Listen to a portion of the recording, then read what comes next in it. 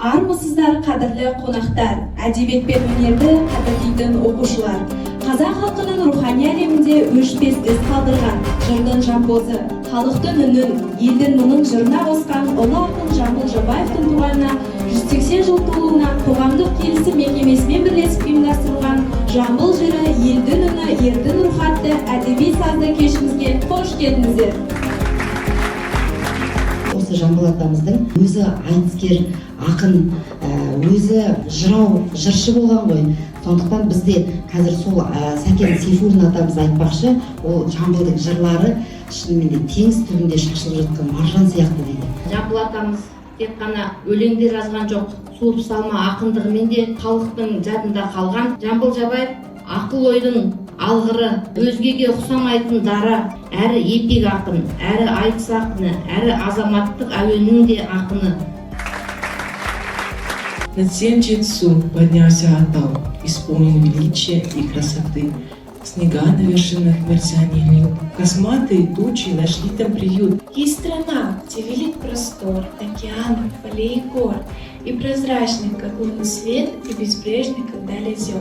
Менің бірім Сүйінбай, сөз сөйлемен сыйынбай, сырлы сұлу сөздері маған тартқан сыйындай. Сәлем айт барсаң абайға, кеңесі кеткен талайға. Ауырды жеңген қара жер сабырлы болсын қалайда.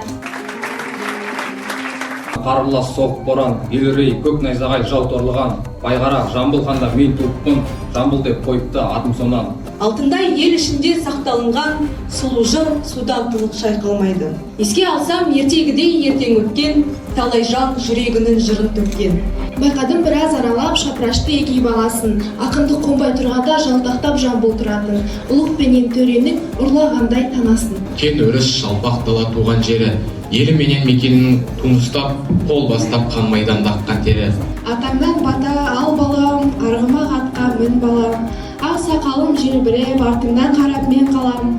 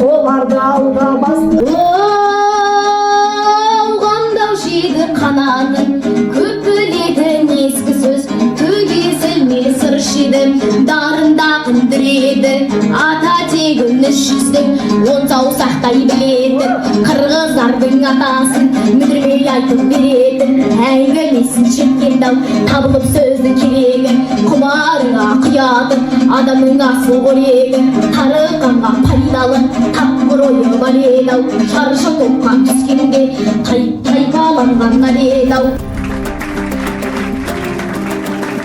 Жамбылдың жасын берсін деп. Не себепті Жамбылдың жасын дейді?